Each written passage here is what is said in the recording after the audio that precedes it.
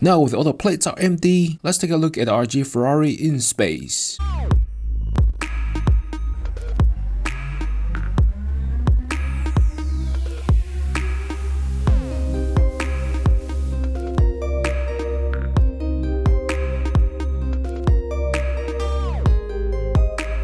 This figure looks absolutely awesome. The unusual super glossy armor finish goes with the plated gold trim really well. Now I have to say this kit is the most complex RG kit ever and not very sturdy because Bandai decided to use the same inner frame as RG Mark II.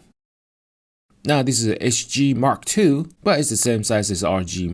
You can see the difference in size. The engineering that made this work was quite remarkable. I wouldn't think it's too much of a deal to develop a new frame, especially it can be shared with other larger mobile suits. Also, the design can be as similar as other RGs, but just in larger size. Look back at the prior released kits. Similar kits, they share the same inner frames, like the seats, the wing kits, and the double O's. Unique kits got their own inner frames like Z-Gok and Red Frame, so it's not that uncommon. I think Bandai only committed so much resources to this kit, so the effort went to the armor and the plated gold design. Whatever the reason was, the kit was quite interesting to build, so the complexity was mainly to adapt the small frame to the larger kit. Here you have the additional joints, original ankle connected to the feet. Then you have the original hip joint with an adapter basically converted to a larger joint using the original geometry and just fill the inside of the new parts. Here's the peg that actually going into the waist inner frame, the original waist attaching to an extension, the original arm to the shoulder, and again you basically cover the joint up with the larger joint. It's not too bad here because you actually lock in the original movable joint. The original torso, here's where you have more problems, where the extension actually give you more movable parts, where it's just too much. So with all the additional parts to the frame, basically creating a little bit more play in the joints or adding additional articulations. Later in the video, I'll show you where I glue the parts together to limit some of the movement, trying to make the kit more stable. Here's where originally you attach the arm to the torso of Mark II. Now you add the shorter pieces with a longer joint to connect to the torso. The original connection is now used for the armor, and that's the reason why the armor cannot be closed down any further like the original HG kit. If you are used to snapping the Bandai kits together, these assembly methods are sort of unusual where you sandwich the parts together with the surface contour. I just want to show you an arm as an example in case you have never built an RG before. Coming off the runner, I did have to twist a few places, but this is just incredible with movable joints and sliding mechanism coming off of a runner without any assemblies.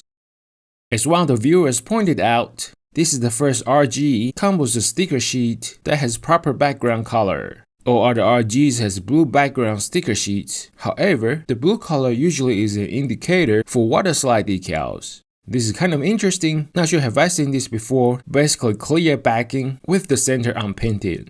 Just want to show you the gold parts. Lots of details and cutouts that you don't see too often. Showing an example of gold trim assembly. The leg assembly to the feet, you have to be very careful not to put too much force during assembly without supporting the ankle. As you can see, there are no supports near the back. In some ways, it doesn't quite look like an RG kit, especially if you choose not to apply all the decals. The panel lines and 2 or 3 different shades of color don't jump out at you like other RG kits. The shades of red isn't obvious at all. All the parts on plate C's have a slightly darker red, so like the skirt armors, the head, and the shield. Showing the beam rifle here, I just left the hand on it. You can open up the magazine and attach the grenade launcher. Here's the shield. You can clip on the shield to the arm. There's also a movable peg, so you can attach the shield under the spiky armor, which looks quite unnatural. Showing you the beam saber. You can also attach it to a shoulder hilt, which is stored under the forearm armor. The beam axes are stored at the back of the shield. You can also attach the grenade launcher at the back of the shield. Flip the axis down, then you can attach the axe effect part to the shield. You can detach the axis and attach either Bing X effect parts to your taste. The main backpack thruster is fully open, showing you fully closed. Open up again. The center backpack thrusters can open out a bit. You can damage movement side to side, going down and up. The fuel tanks are on single ball joint. The hatch can open and get access to the cockpit. A 3-step process: open up the top, lift the upper hatch slightly, then open the lower hatch. You get 2 fists. The standard RG posable hands look nothing like the Sinanju hands and are too small. You also get 1 left open palm. The shoulder armor can easily just pop off. You can turn the leg thrusters like the HG, but you can also pull it outward.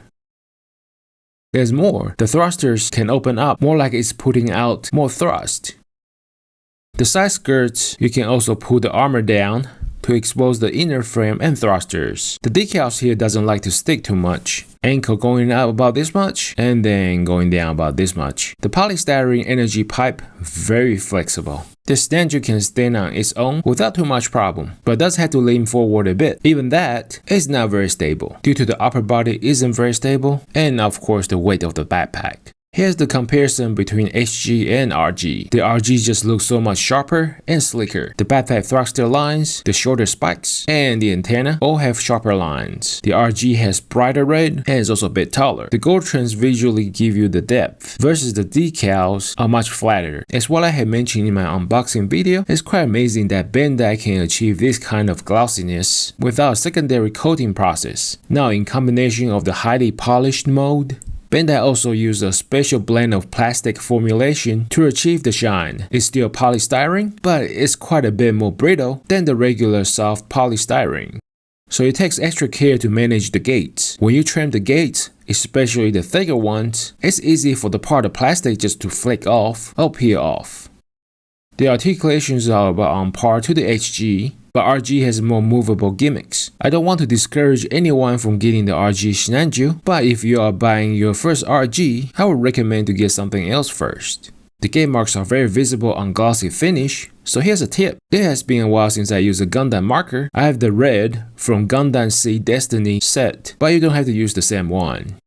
Just cover out the gate marks first. It's going to appear too dark initially because the paint is very thick. Gundam markers dry quite fast. Just give it about a minute or so to let it thicken up. Then use a cotton swab to soak up the extra and blend the color in. I like to use the Tamiya precision swab. The cotton is tighter, so I feel like I have better control. So here are a few places that glue together to help stabilizing the kit. First is the movable thigh joint. It has movable pivot points where it has a mechanism that can lock it in place. I just went ahead and glue it in to ensure it won't move on me. So at the waist, you have a pivot point to lean the upper body left and right already. The torso has additional 2 places that can lean left and right, especially the lower portion, where it's like an extension to the original frame. So I decided to glue the upper joints right below the cockpit to limit some of the redundant here. Before the glue starts to dry, you need to make sure the torso stays upright and straight. So here you have a larger peg connecting to the torso to the waist where you can turn left and right. So I want the glue here to eliminate the additional movement. Double check it doesn't mess up front to back movement. So there's already a place where it allows the torso to lean forward, and I decided to glue here as well. Getting Sinanju up in the air. The RG version is quite dense, so the higher mass is causing it to oscillating back and forth, and the upper body isn't stable to begin with. Look at the thrusters all open up at the backpack.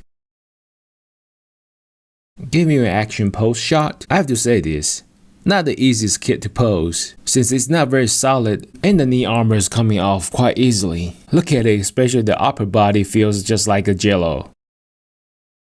Pose with its Bing saber. Note I have also opened up the leg thrusters and point them backwards. Those metallic decals just don't like curved surfaces. Now I didn't do this, but here's a tip. You can actually roll the decal to make it curve a little bit before you apply it to the armor. Again, interesting kit to build. The result looks great, and I think in some way it looks better than the MG. But somehow just doesn't feel like I've built an RG kit. Overall, I would recommend this Sinanju if it's not your first RG, and if you are not going to pose it too often. If you built this already, let me know what you think about the overall appearance and your building experience. Thanks for watching and see ya.